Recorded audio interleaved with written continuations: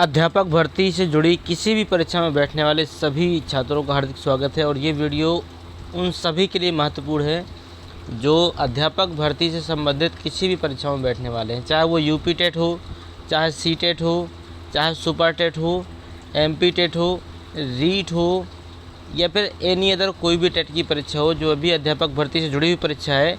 उन सब के लिए वीडियो महत्वपूर्ण है, क्योंकि ये जो प्रश्न है पूरे पेडागोजी को समेट कर लाए गए। जो प्रश्न बार बार रिपीटेड है, या बार बार पूछे जाते हैं, या बार बार आने की उम्मीद है उनकी। ठीक है, तो ध्यान से देखिएगा सभी लोग। ये महामैराथन क्लास है तो आपका थोड़ा सा लंबा समय लेंगे, लेकिन आज की यह क्लास आपको बहुत बड़ा स्कोर देने वाली है। तो देखिए पहला प्रश्न क्या है, इसमें कहता है शिक्षण का पहला चरण क्या है। मतलब यदि हम किसी शिक्षण कार्य प्रारंभ करना चाहते हैं तो हमारा सबसे पहला चरण क्या है। सबसे पहला चरण विद्यार्थी के बैकग्राउंड को जानना। मतलब क्या आप ऐसा करते हैं कि किसी भी विद्यार्थी को पढ़ाने के पहले आप ये पता करते हो कि विद्यार्थी अमीर है, गरीब है, कैसा नहीं है। सारी हकीकत को जानने के बाद में इसके परिवार का क्या स्थिति है और क्या ये पहले कमज़ोर था, या फिर कुछ भी चीज़ें हैं। क्या आप बैकग्राउंड जानते हैं? तो बिल्कुल नहीं जानते। हम लोगों को ये चीज़ें मायने नहीं रखती हैं। अगर हम अगला ऑप्शन देखें आपका पाठ सामग्री को सुसंगठित करना, तो क्या आपको लगता है कि सबसे पहले हम पाठ सामग्री को ही सुसंगठित कर लें? हो सकता है हमारी पाठ सामग्री क्लास में 99% बच्चे के लिए अच्छी हो, लेकिन 1% बच्चे के लिए अगर अच्छी नहीं है तो क्या उसके लिए हम पाठ सामग्री को चेंज कर सकते हैं? नहीं हो सकता है। तो ये दो ऑप्शन तो आपके बिल्कुल नहीं हैं। तो हमारे पास बचते हैं दो ऑप्शन।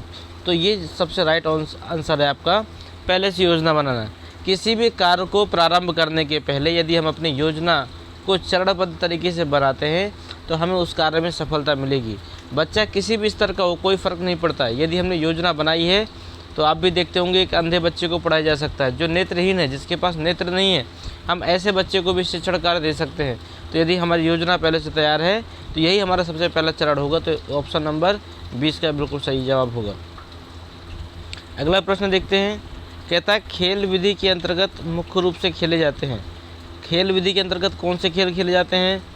खेल विधि में मानसिक एवं स्पर्धात्मक खेल।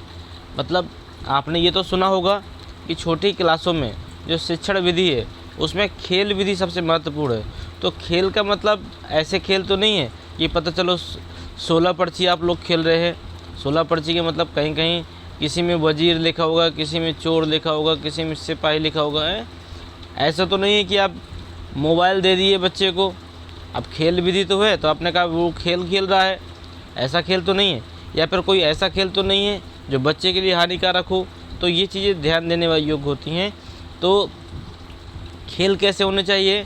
तो हमेशा खेल जो छोटे बच्चों के लिए है, खेल ऐसे होने चाहिए जो मानसिक रूप से बच्चे को प्रबल बनाए। और स्पर्धात्मक खेल मतलब जिन खेलों को खेलने से बच्चे में रुचि जागृत हो किसी भी चीज़ की। ठीक है। दूसरा है रचनात्मक खेल भी होने चाहिए। मतलब ऐसे खेल हों जो रचनात्मक तरीके के हों, और ऐसे खेल हों जो गति वाले हैं। भाग दौड़ करने से क्या होता है, शरीर स्वस्थ रहता है।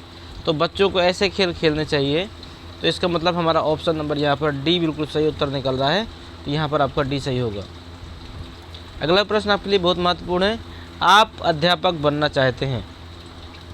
आप अध्यापक बनना चाहते हैं, क्यों बनना चाहते हैं?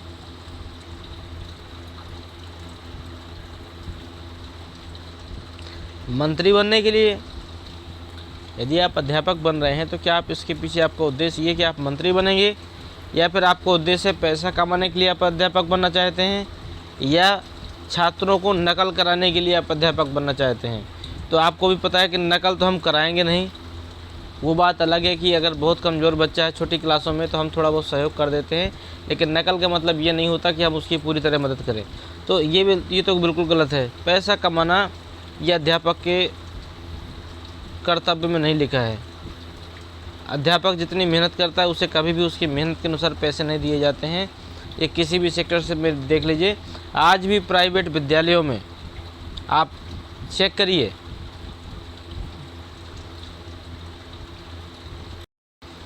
आज प्राइवेट विद्यालय में आप चेक करिए तो आप देखेंगे कि एक वेल एजुकेटेड अध्यापक 3 से 4,000 5,000 रुपये में पढ़ा रहा है और समिति वाले इतना जोर डालते हैं उन्हें कि उसे अपना बेस्ट से बेस्ट देना पड़ता है, क्योंकि कंपटीशन में कोई और भी बैठा हुआ है।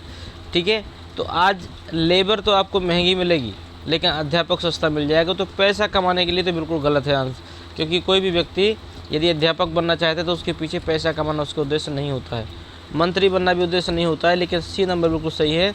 समाज को आदर्श एवं स्वस्थ जीवन प्रदान करने के लिए अध्यापक का विशेष महत्व होता है, इसलिए विकल्प नंबर सी सही है। चौथा देखते हैं, कहता है शिक्षण एवं सीखना होता है। यदि आप लोग भी आंसर देंगे तो हमें बहुत खुशी होगी। यदि कमेंट बॉक्स में जाकर आप भी इन प्रश्नों के आंसर साथ ही साथ देते जाएं तो कहीं ना कहीं क्रॉस चेक भी होता जाएगा। और यदि आपने जितने भी प्रश्न हम करवाते हैं यदि उसका आपने 70% भी कर लिया तो ये मान के चलिए आपका स्कोर बहुत बेहतर जा रहा है। शिक्षण एवं सीखना क्या होता है? शिक्षण एवं सीखना क्या होता है? मतलब शिक्षण सिर्फ घर में होता है या केवल कक्षा के कमरे में होता है? ना तो घर में होता है ना कक्षा के कमरे में होता है, या फिर कक्षा के कमरे और घर दोनों में हो जाता है। तो ये शिक्षण एक ऐसी प्रक्रिया है जो किसी भी जगह पे आप शुरुआत कर दीजिए वहीं पर ये संपन्न हो जाती है। तो इसका विकल्प नंबर बी बिल्कुल सही होगा। ये ऐसा नहीं है कि यदि कोई घर में तो वहाँ पे पढ़ाई नहीं होगी। 5वां नंबर है, कहता है जे बी वॉटसन को मनोविज्ञान के किस संप्रदाय का जनक माना जाता है? जे बी वॉटसन को मनोविज्ञान के किस संप्रदाय का जनक माना जाता है? व्यवहारवादी का माना जाता है, गेस्टाल्टवादी का, संरचनावादी का या प्रयोजनवादी का? तो जे बी वॉटसन जो थे उनको व्यवहारवाद सिद्धांत का जनक माना जाता है। तो विकल्प नंबर हमारा ए बिल्कुल सही होगा। अगला है, आगमन विधि से शिक्षण सूत्र का प्रयोग होता है। जो आगमन विधि होता है उससे शिक्षण सूत्र का प्रयोग होता है। कहाँ के होता है आप बताइएगा? सूक्ष्म से स्थूल की ओर होता है, ज्ञात से अज्ञात की ओर होता है, नियम से उदाहरण की ओर होता है, या ये सभी में होता है? ये कौन सा है? तो आपको आगमन विधि पता है। आगमन विधि में क्या करते हैं हम लोग? पहले उन चीज़ों की चर्चा करते हैं जो हमें ज्ञात है, जिन्हें हम पहले से जानते हैं, और फिर हम ज्ञात से अज्ञात की ओर चर्चा आगे बढ़ाते हैं। तो हमारा विकल्प नंबर बी बिल्कुल सही होगा, ज्ञात से अज्ञात की ओर। मनोविज्ञान की प्रथम प्रयोगशाला स्थापित हुई थी। मनोविज्ञान की प्रथम प्रयोगशाला स्थापित हुई थी कहाँ पर?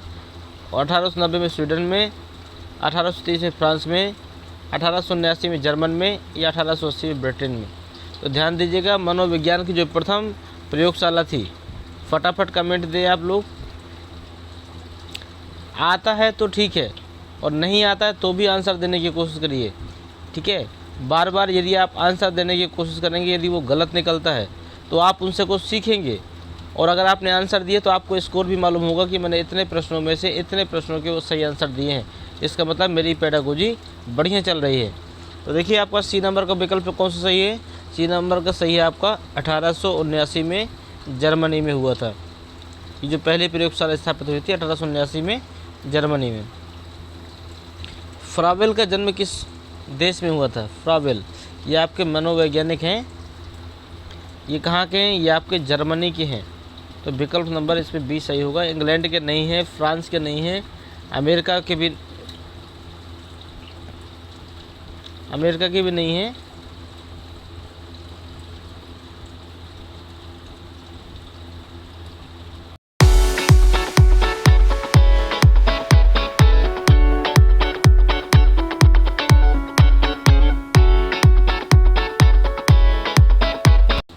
जो फ्राबेल का जन्म किस देश में हुआ था? ये आपके जर्मनी में हुआ था। ये इंग्लैंड, फ्रांस और अमेरिका के नहीं है, इसलिए विकल्प नंबर ये सही होगा आपका। अगला प्रश्न देखिए, कहता है निगमन विधि में शिक्षण सूत्र का प्रयोग होता है। अभी आपने आगमन देखा था, अब निगमन विधि का भी आ गया।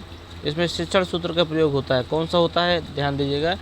सामान्य से विशेष की ओर होता है, उदाहरण से नियम की ओर होता है, स्थूल से सूक्ष्म की ओर, या फिर इनमें से कोई नहीं।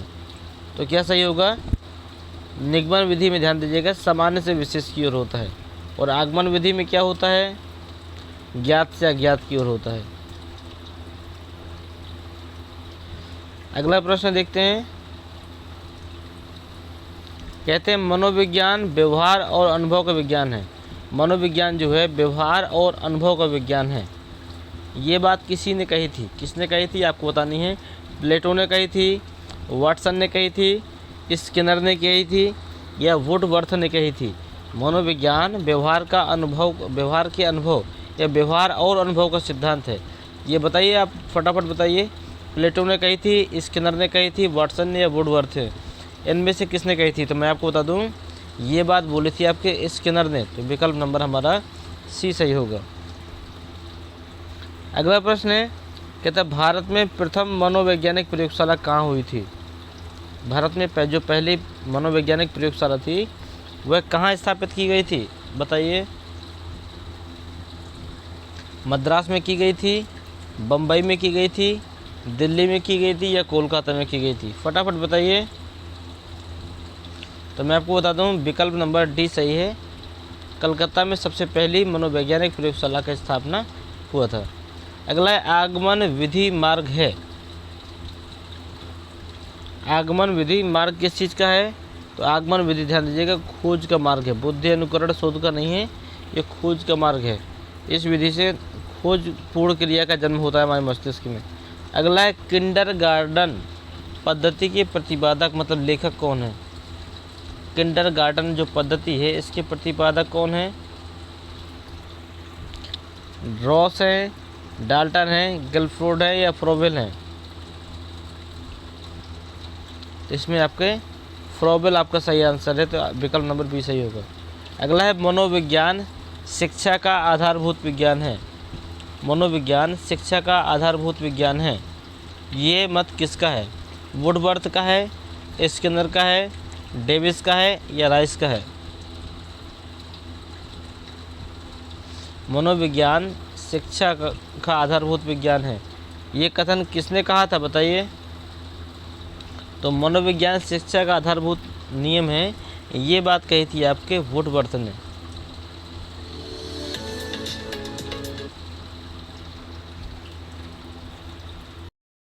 देखिए, आगमन विधि मार्ग है, आगमन विधि पूछ रहा है, वो किस चीज़ का है?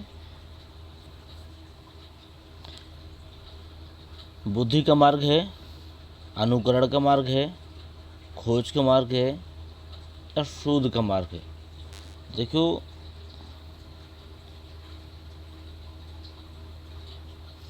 अनुकरण की बात तो कहीं की नहीं जाती। अनुकरण का मतलब होता है याद करना, ठीक है। तो इस चीज़ की बात तो कभी भी पेडागोजी में कहीं नहीं जाती। शोध की बात बच्चों के सामने नहीं आती है, ठीक है। बुद्धि और खोज रह गया, तो ये जो हमारा आंसर होगा सही वो होगा खोज, क्योंकि जो बच्चे होते हैं, बालक होते हैं, वो खोज करता होते हैं, नई नई चीज़ों के बारे में सोचते हैं, नई नई चीज़ों की वो खोज करते हैं, तो उन्हें खोज करता भी माना गया है। तो आगमन विधि में बी नंबर आपका बिल्कुल सही होगा। अगला है किंडरगार्टन पद्धति के प्रतिपादक कौन है? किंडरगार्टन के हैं आपके फ्रोबेल हैं, या तो आपको मालूम ही है, बार बार पेडागोजी करवाई गई, उसमें यही शब्द बार बार आया है कि किंडरगार्टन पद्धति के प्रतिपादक फ्रोबेल को माना गया है। तो इसमें विकल्प नंबर बी सही होगा आपका। अगला है मनोविज्ञान शिक्षा का आधारभूत विज्ञान है, यह मत किसका है? मनोविज्ञान शिक्षा का आधारभूत विज्ञान है, यह मत किसना है? किसने बोला ये बात आपकी? ये वुडवर्थ जी ने बताया था, ठीक है। अगला है निगमन विधि मार्ग है, खोज का मार्ग है, अनुकरण का मार्ग है, जन्मजात है, या शोध का मार्ग है? देखिए, जन्मजात तो कुछ होता नहीं है, अनुकरण का नाम ही नहीं लेना है, बच्चा हमारा शोध और खोज। तो शोध तो फिर भी नहीं होगा आपका, सॉरी यहाँ पे थोड़ा मिस्टेक है। 15वां नंबर, इसमें यहाँ पर निगमन विधि में बोला गया है, खोज भी यहाँ पे नहीं होगा, ये भी नहीं होगा। यहाँ पर निगमन विधि जो है वहाँ पर अनुकरण, यहाँ पर याद करने की तरफ जोर दिया जा रहा है। तो निगमन विधि में सही आंसर जो होगा वो बी होगा, अनुकरण होगा।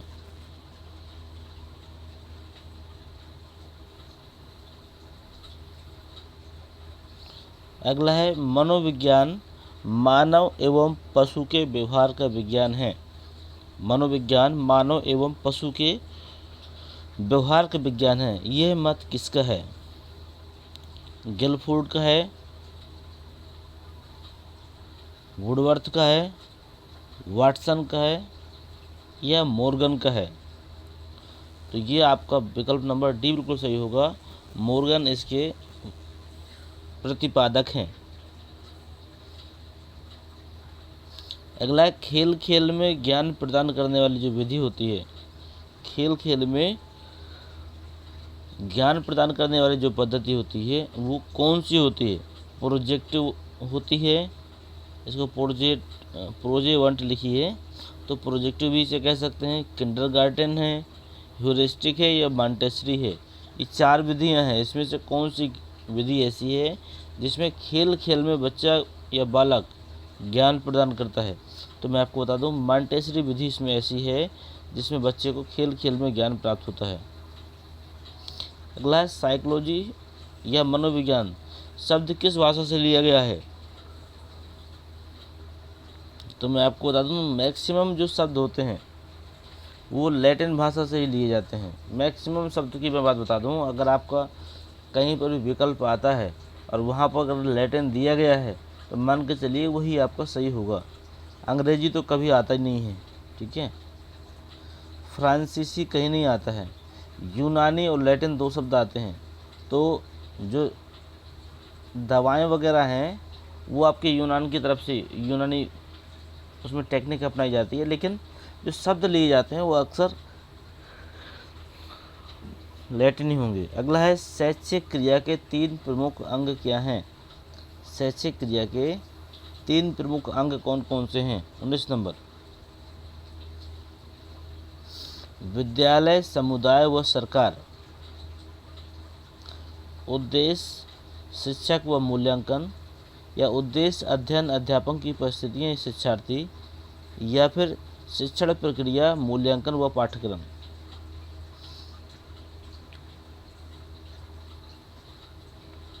तो मैं आपको बता दूं, ए नंबर तो आपका बिल्कुल गलत हो जाता है, क्योंकि शैक्षिक प्रक्रिया के अंग सरकार का सपोर्ट है, लेकिन ये नहीं हो सकता है।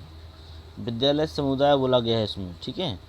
दूसरा है उद्देश्य सही है, मूल्यांकन ठीक है, लेकिन शिक्षक यहाँ पर जो शब्द है ये सही नहीं है, तो आपका ये भी सही नहीं होगा।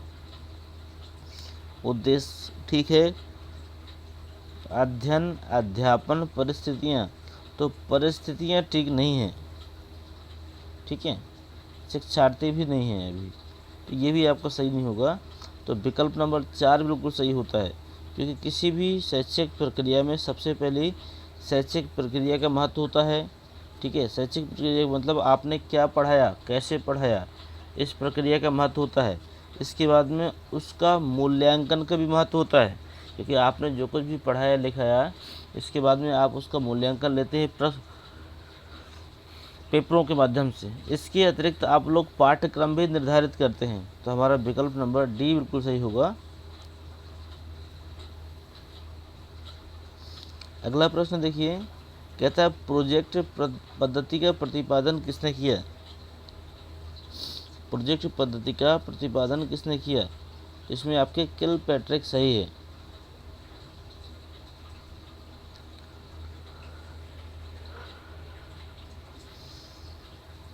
अगला है नैतिक दुविधा। दुविधा कहते हैं संदेह को या फिर संदेहात्मक को प्रस्तुत कर किसने नैतिक विकास के 3 सिद्धांत और 7 सोपान प्रस्तुत किए? ठीक है, मतलब नैतिक दुविधा या संदेहात्मक को प्रस्तुत करके किसने नैतिक विकास के 3 सिद्धांत और 7 सोपान दिए हैं? कौन है बताइए? फ्रायड हैं, जीन पियाजे हैं, लॉरेंस कोहलबर्ग हैं या वुडवर्थ हैं? आप बताइए फटाफट कि ये 4 में से कौन सही है?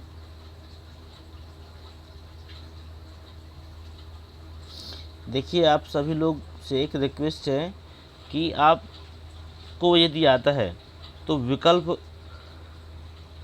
का चयन करके कमेंट बॉक्स में आंसर ज़रूर दिया करिए। उसमें प्रश्न का नाम और कौन सा ऑप्शन सही है वो। इससे क्या होता है कि आपका मूल्यांकन होता जाता है। और हम कहते हैं अगर 30 प्रश्नों में 10 ही प्रश्न सही होते हैं कोई दिक्कत नहीं है, लेकिन आपको ये तो मालूम होगा कि हाँ हमारी तैयारी कितनी अच्छी है। हमारे उत्तर बताने के पहले आपको उत्तर देना है, ठीक है।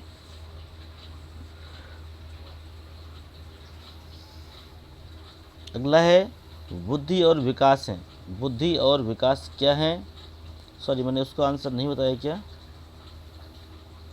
नैतिक दुविधा, नैतिक दुविधा का कौन सा, ये आपके लॉरेंज कोहलबर्ग यहाँ पे ये सही होगा। अगला है नैतिक और विकास हैं क्या हैं, एक दूसरे के विरोधी हैं, एक दूसरे के पूरक हैं, एक दूसरे के समान हैं, इनमें से कोई नहीं। तो बताइए क्या है।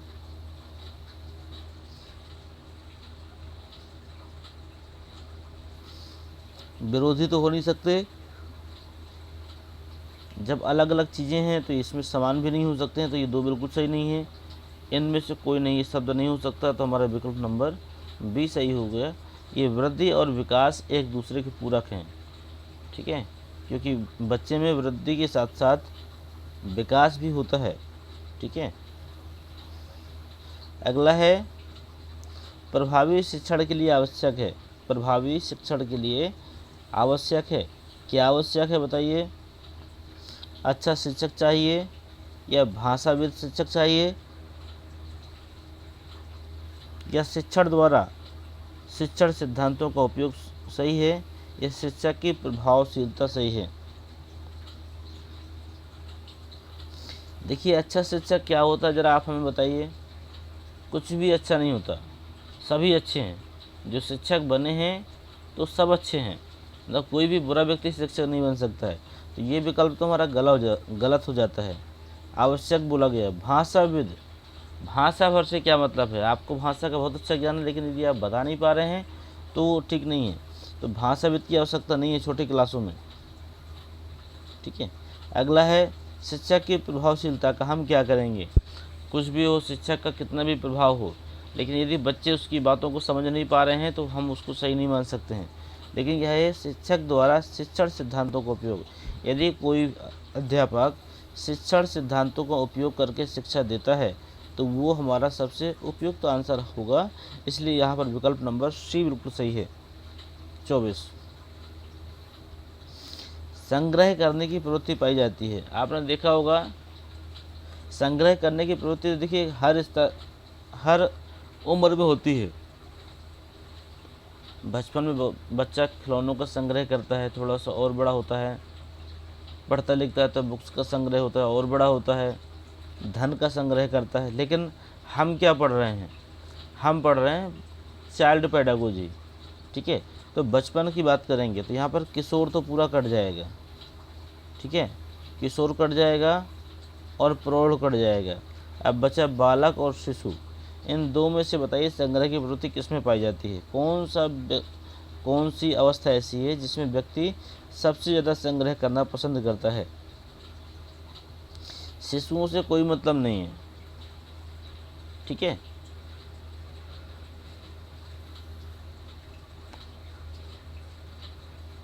विकल्प नंबर इसमें सी सही हो जाता है।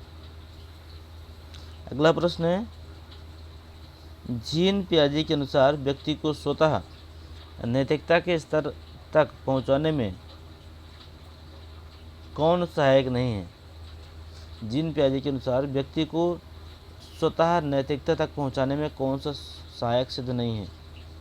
बताइए आप कौन सा सहायक सिद्ध नहीं है। सहयोग है आपका इसमें, पारस्परिक पर निर्भरता है, जैविकी है, या विभिन्न दृष्टिकोणों के प्रति जागरूकता है। मतलब कौन सहायक सिद्ध नहीं है, इसमें नहीं पूछ रहा है।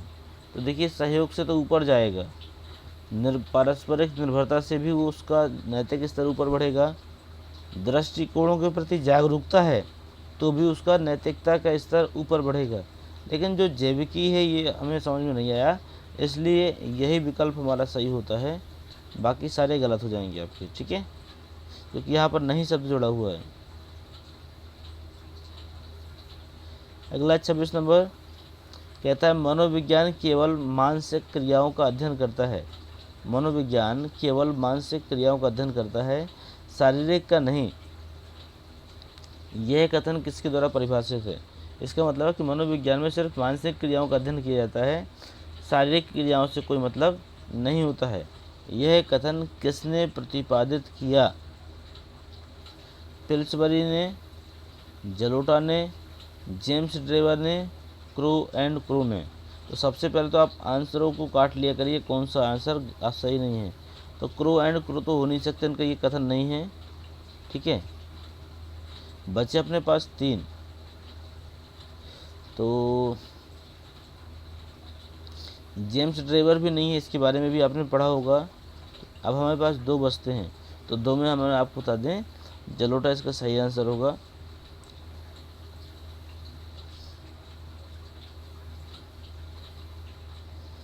अगला है, फ्रोबेल की दृष्टि से शिक्षा का सर्वप्रथम उद्देश्य क्या होना चाहिए? फ्रोबेल की दृष्टि से सर्वप्रथम शिक्षा का उद्देश्य क्या होना चाहिए? शारीरिक विकास, इंद्रिय प्रशिक्षण, मानसिक विकास या आत्मीय एकता? बताइए, विकल्प का आंसर दीजिए फटाफट कमेंट बॉक्स में जाकर। देखिए, शारीरिक विकास से तो कोई मतलब ही नहीं है, ठीक है। शिक्षा में इंद्रिय प्रशिक्षण, हम योगा नहीं कर रहे हैं, हम मनोविज्ञान पढ़ रहे हैं, तो इसमें इंद्रिय भी कट जाएगा, ठीक है। मनोविज्ञान का मतलब मन का विज्ञान होता है, मानसिक विकास से मतलब नहीं है, तो ये भी कट जाएगा।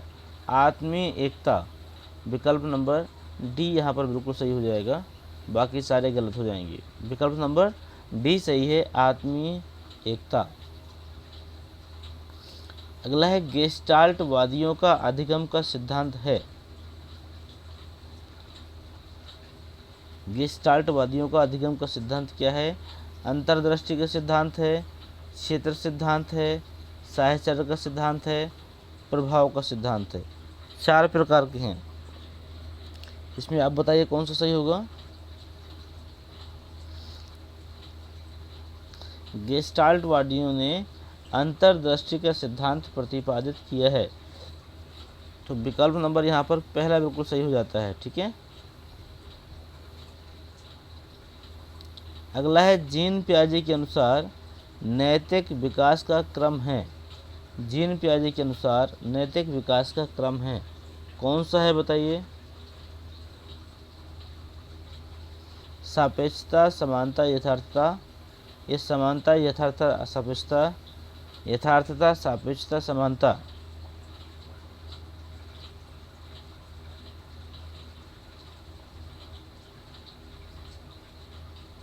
या फिर यथार्थता, समानता, सापेक्षता। तो यहाँ पर जीन पियाजे ने जो सिद्धांत दिया था उसमें सबसे पहले यथार्थता की बात रखी थी, फिर समानता और फिर सापेक्षता। तो विकल्प नंबर डी आपका सही हो जाता है।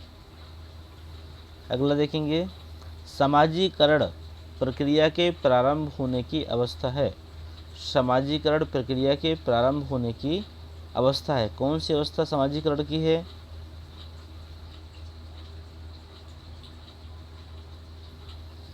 किशोरावस्था है, बाल्यावस्था है, शैशवावस्था है या फिर वृद्धावस्था है?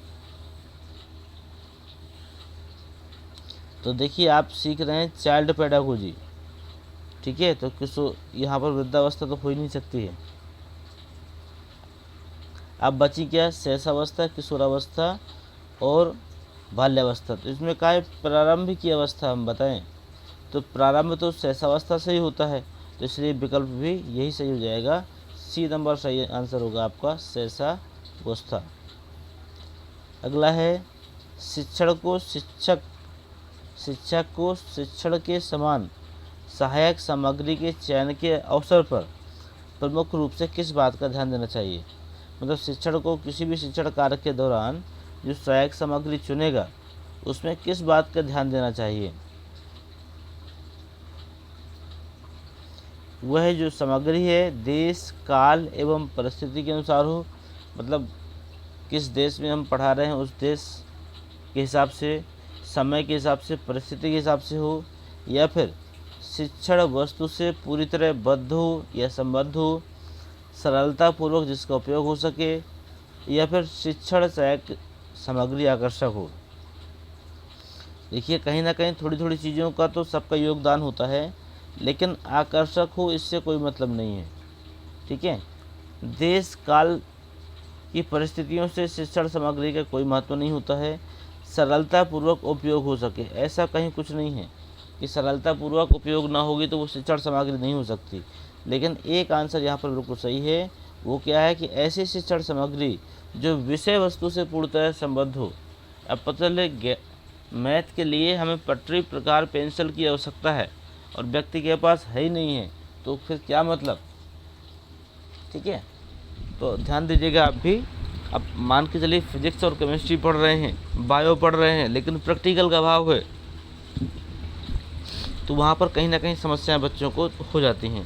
तो यहाँ पर विषय वस्तु से पूरी तरह संबद्ध हो, यही आपका आंसर सही होगा। अगला है, जीन पियाजे के अनुसार नैतिक सापेक्षता का सिद्धांत क्या है?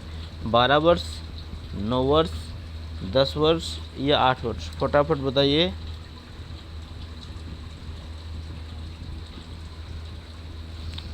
तो ये आपका विकल्प नंबर ए सही है, 12 वर्ष आपका सही होगा। अगला है, अंधे बालक पढ़ सकते हैं। अंधे बालक पढ़ सकते हैं, तो अंधे बालक कभी भी समान लिपि नहीं पढ़ सकते हैं। हिंदी की समान लिपि नहीं पढ़ सकते, ये दोनों तो पहले गलत हो गए। जब ये गलत हो जाएंगे तो ये सभी भी गलत हो जाएगा, तो बचेगा ब्रेन लिपि। लुइस ब्रेन ने इस लिपि का प्रतिपादन किया था, उसने बनाया था। अंधे बालक इसको छूकर पढ़ सकते हैं। इसमें किसी उपकरण से कागज़ में छेद किए जाते हैं और उन्हीं छेदों के अनुसार कुछ ना कुछ वो जैसे भी टेक्निक लगाते होंगे उनको पढ़ाने का तरीका सिखाया जाता है।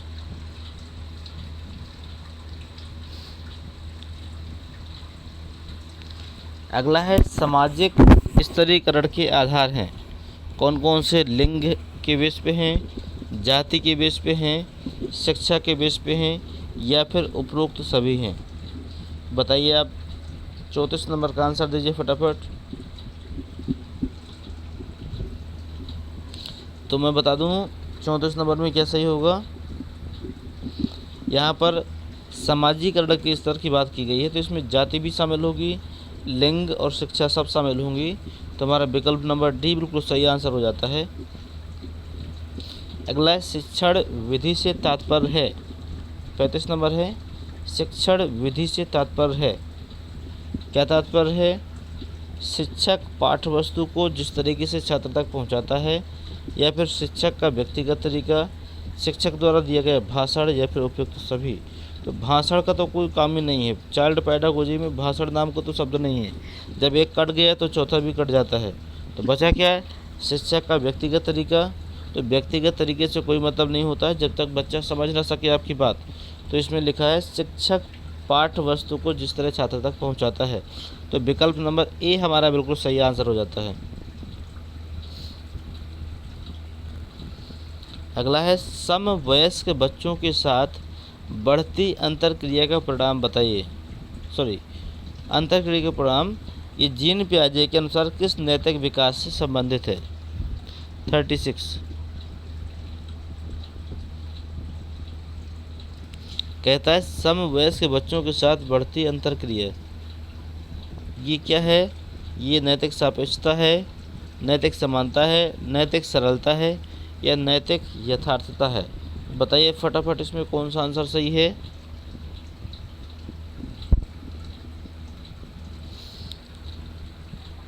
विकल्प नंबर बी बिल्कुल सही होगा, नैतिक समानता। अगला है, जिस शिक्षण विधि में छात्र सक्रिय रूप से भाग लेता है। जिस शिक्षण विधि में छात्र सक्रिय रूप से भाग लेता है वह विधि कौन सी विधि होती है? प्रश्नोत्तर विधि में तो वो कभी भाग लेता नहीं है, तो पक्का आप भी जानते हैं। प्रश्नोत्तर पूछते ही उसके पसीने छूट जाते हैं।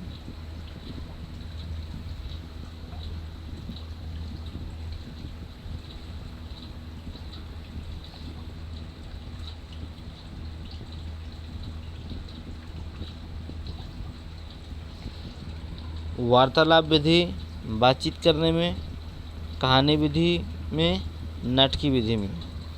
देखिए सक्रिय रूप से 4 विधियां हैं आपकी, इसमें से किस में सक्रिय रूप से भाग लेता है? तो सक्रिय रूप का मतलब ये भी है कि समस्याएं चाहे जितनी हों लेकिन बच्चे को आंसर तो देना ही होगा।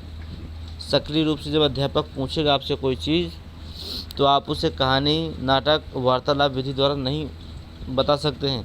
तो यहाँ पर कहीं ना कहीं हमारा आंसर प्रश्नोत्तर की तरफ ही जाता है, क्योंकि इसी में वो अधिक सक्रिय रहता है। कहानी, नाटक और वार्तालाप में उतना वो सक्रिय नहीं होता है। तो आपका 37 का सी नंबर ही सही होगा।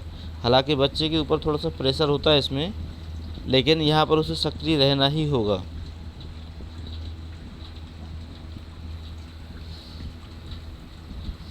अगला है, किस मनोवैज्ञानिक के अनुसार 4 से 5 वर्ष के बालक में माता प्रेम या पितृ प्रेम विरोधी भावना ग्रंथि आपने इलेक्ट्रा ग्रंथि और ओडिपस के बारे में सुनी होगी, उन्हीं ग्रंथियों की बात हो रही है, जागृत हो जाती है। 38 नंबर बताइए। ये आपके वुडवर्थ हैं, पेस्टोलॉजी हैं, विलियम जेम्स हैं या फ्रायड हैं? इनमें से किस मनोवैज्ञानिक ने यह सिद्धांत प्रतिपादित किया था कि बच्चों में विपरीत लिंग के प्रति भावनाएं जागृत होती हैं? मतलब लड़कों में माता के प्रति प्रेम और लड़कियों में पिता के प्रति प्रेम, लेकिन यह कुछ समय के लिए होता है, इसके बाद में धीरे धीरे वो समान हो जाते हैं। तो बताइए फटाफट कौन सा सही होगा? इसमें आपका फ्रायड सही हो जाता है। तो विकल्प नंबर डी हमारा बिल्कुल सही होगा। अगला है, जिन संवेगों से व्यक्ति को सुख मिलता है वह संवेग कैसे हैं? गुणात्मक हैं, धनात्मक हैं, ऋणात्मक हैं या फिर इनमें से कोई नहीं है? कौन सा सही होगा आपका? यहाँ पर आपका धनात्मक संयोगी की बात हो रही है, क्योंकि गुणात्मक तो कुछ होता नहीं। जब गुणात्मक नहीं होगा तो कोई नहीं भी नहीं हो सकता। तो ऋणात्मक और धनात्मक बचा। तो ऋणात्मक संवेगों को उतना स्थान नहीं मिलता है पेडागोजी में। श्रव्य सामग्री नहीं है। श्रव्य का मतलब सुनने वाली सामग्री नहीं है। किसे हम सुन नहीं सकते हैं? तो रेडियो को हम सुन सकते हैं, ग्रामोफोन को हम सुन सकते हैं, टेप रिकॉर्डर को हम सुन सकते हैं, लेकिन ग्राफ को हम सुन नहीं सकते हैं, उसको देख सकते हैं। तो यहाँ पर नहीं शब्द का प्रयोग हुआ है, तो हमारा ग्राफ सही आंसर होगा।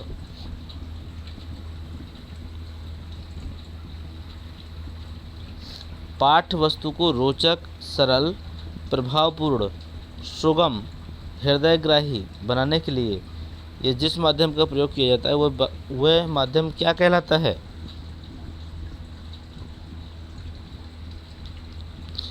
अधिगम विधि कहलाती है, दृश्य श्रव्य सामग्री कहलाती है, शिक्षण विधि कहलाती है या फिर शिक्षण सहायक सामग्री कहलाती है?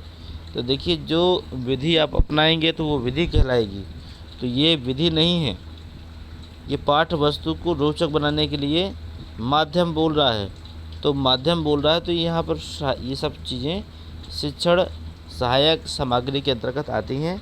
तो ये आपका विकल्प नंबर डी बिल्कुल सही होगा इसमें। अगला है, उम्र बढ़ने पर शिशु के संवेग के व्यवहार में परिवर्तन।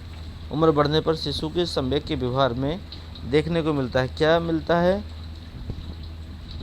जैसे जैसे व्यक्ति की उम्र बढ़ती है या फिर शिशु की उम्र बढ़ती है तो उसमें परिवर्तन होता है संवेगों का। ठीक है, अनियमितता का परिवर्तन होता है, तीव्रता का होता है, स्थिरता का होता है या अस्थायित्व का होता है।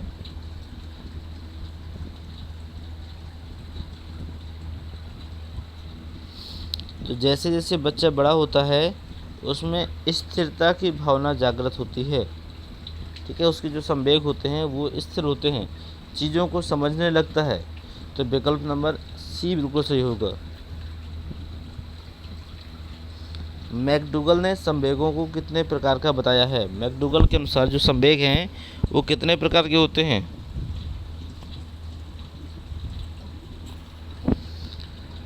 14 प्रकार के होते हैं। तो विकल्प नंबर सी सही होगा आपका। अगला है भारतीय मनोवैज्ञानिक के अनुसार संवेग क्या है?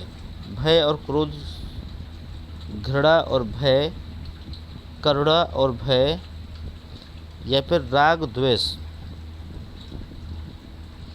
राग द्वेष। तो देखिए भय और क्रोध एक दूसरे से मिलते जुलते हैं, घृणा और भय मिलते जुलते हैं, करुणा और भय मिलते जुलते हैं। ठीक है, राग द्वेष मतलब वो प्रेम भी करता है, द्वेष माने घृणा भी करता है, कहीं ना कहीं नफरत भी करता है। तो विकल्प नंबर डी बिल्कुल सही आंसर होगा आपका। अगला है एकाकीपन संवेग का संबंध किस मूल प्रवृत्ति से होता है? आत्मगौरव से होता है, संग्रहण से होता है, सामूहिकता से होता है, या दैन्य से होता है? तो बताइए फटाफट 45 का आंसर क्या होगा।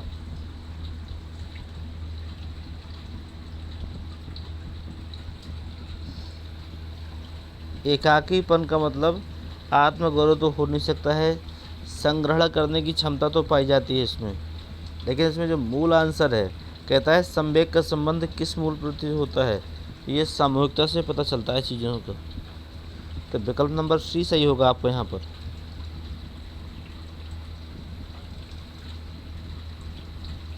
अगला है शरणागति का संवेग।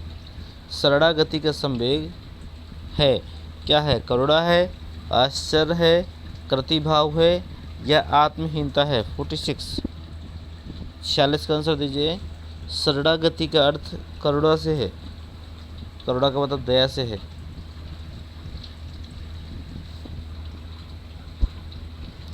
अगला है व्यक्ति में भय भागता है। कब भागता है? जब व्यक्तिता होती है, या क्रियात्मकता होती है, या विचारों का लोप हो जाता है, या संवेग में स्थायित्व तो होता है।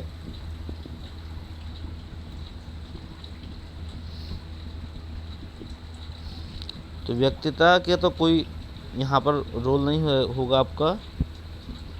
विचारों का लोप होने के बाद क्या जागेगी? संवेगों के स्थायित्व। ठीक है, इसमें भी ये विशेषता सही नहीं होगी आपकी। तो इसमें क्रियात्मकता इसमें सही आंसर होगा।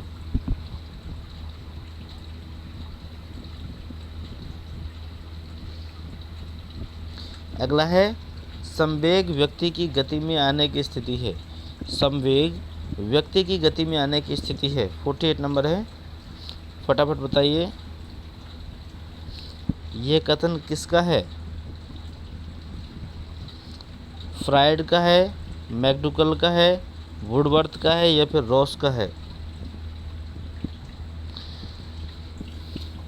यह आपका सही आंसर होगा। वुडवर्थ ने कहा था कि संवेग व्यक्ति की गति में आने की स्थिति है। अगला है वैचारिक मतभेद की स्थिति आती है। वैचारिक मतभेद की स्थिति आती है किस अवस्था में? प्रौढ़ावस्था में, किशोरावस्था में, शैशवावस्था में, या बाल्यावस्था में? बताइए फटाफट।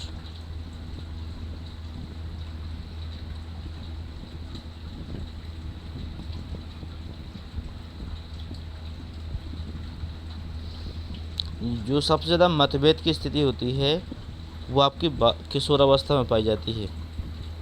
ठीक है, तो विकल्प नंबर बी सही होगा। अगला है संख्या दोहराने की प्रवृत्ति होती है। किस वर्ष तक होती है? 4 वर्ष तक, 5 वर्ष तक, 3 वर्ष तक, या 6 वर्ष तक?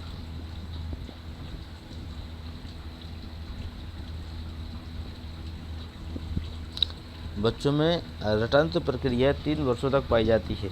एक ही शब्द को बार बार दोहराता है। ठीक है, तो विकल्प नंबर सी सही होगा। तो बस आज की वीडियो में बस इतना ही। मिलते हैं आपसे अगले महामैराथन में। हमने अपनी क्लासों को महामैराथन क्यों कहा? क्योंकि हमारे यहाँ टाइम ना बर्बाद करते हुए कम से कम समय में भी ज़्यादा से ज़्यादा प्रश्नों को आप तक पहुँचाया जाता है। ठीक है, महामैराथन का अर्थ ये नहीं होता है कि आपने 3 घंटे का समय लिया और 3 घंटे में भी 30 प्रश्न आप हल ना कर पाए। ठीक है, वो एक समय तोड़ने वाली बात हो जाती है। कि एक लंबा समय लेकर हम अगर आपका सिलेबस आप तक ना पहुंचा पाए तो कोई मतलब नहीं है उस महामैराथन का। तो हमने आपको मुश्किल से मुश्किल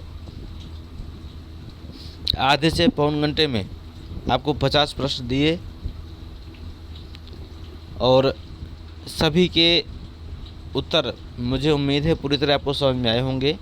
अगर किसी प्रश्न में कोई डाउट है या फिर आपके अंदर कोई ऐसा प्रश्न है जिसे आप पूछना चाहते हैं तो कमेंट बॉक्स में उसे पूछ सकते हैं। और आपका स्कोर कैसा रहा आप ज़रूर बताएं। अगर आप नए हैं तो चैनल को सब्सक्राइब कर दें, बेल आइकन को प्रेस करके ऑन कर दें। यदि पुराने हैं तो अपना फीडबैक ज़रूर दें। धन्यवाद।